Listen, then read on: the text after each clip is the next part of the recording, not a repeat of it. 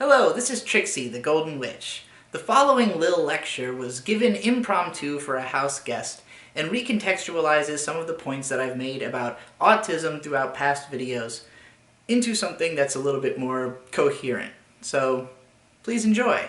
And also, just that there's no such thing really as neurotypical, only what I'm going to call the neuro bell curve. So, here is a dude, the first guy that we're counting. He thinks a certain way. This guy thinks slightly differently from him. And this guy thinks slightly differently from him. And if you keep going and counting more and more people, eventually you'll find the person who thinks the least like the person who you started with. If you put them all in a row. A lot of people, like, who are in this zone, God, I wish this was a mint right now. they think like fairly similarly, and there's a lot of them, and they're really good at doing factory work. So, a lot of society starts to structure itself around pleasing these people because they're really important to society at a time when factory work is needed. These people are going to have the most buying power, so the most media is going to be targeted towards them. They're going to see more people who look like them on TV. They're going to have more opportunities than the average person. And for their children, their genes are more likely to propagate, all because at this point in history, this was a very valuable type of person. This, at any given time, is what people are going to call neurotypical because it's the thing that they are the most familiar with. However, there's all these people over here, there's just as many in this category as are in that category, who are just close enough to this that they can kind of fake being one of these people or approximate them, and they can kind of fit into society. They're not going to do as well as these people are. They just are forcing themselves into being this kind of person. Then you got people over here who are so different from these people that they have no fucking idea how to do anything these people can do. However, there's also a lot of these fucking people, and eventually they find out that there is something they can do that only they can do.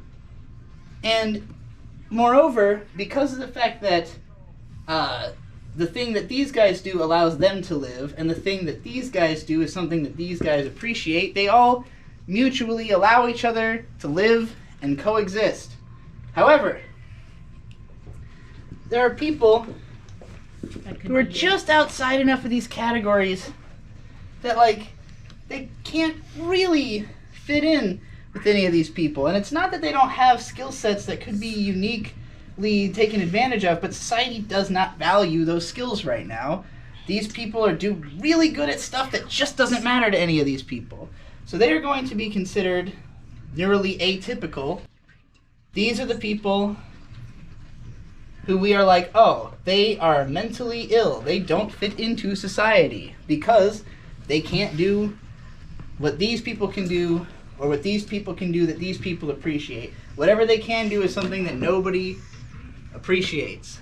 Now, that's a problem because if you want to live in society, you have to be doing something that people understand and appreciate, or else they're just not going to allow you to exist unless you are capable of just like doing it entirely by yourself. Most people aren't.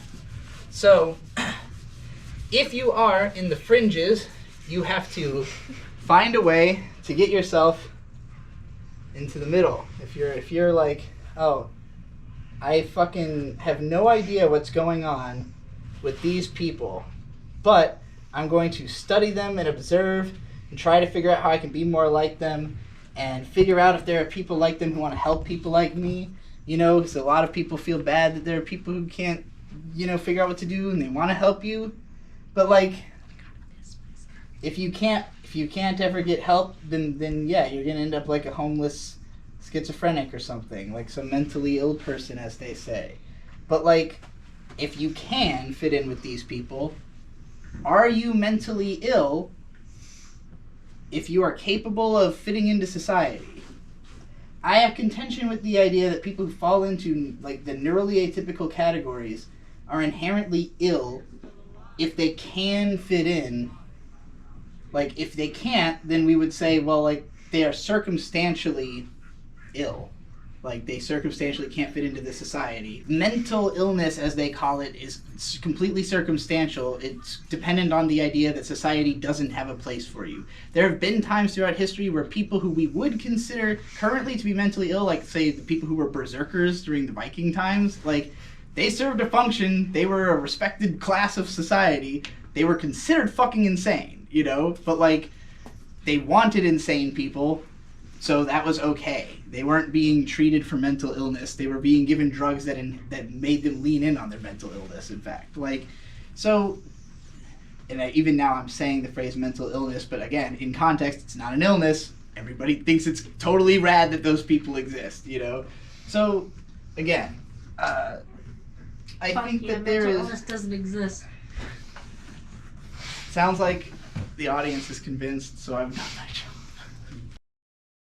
Thanks for watching another Yig Studio movie. Our crew is always on the go, so we're always leading up to some kind of event. The next place you can catch us is at the show on screen right now, so check it out if you want to see what we've got going on in person.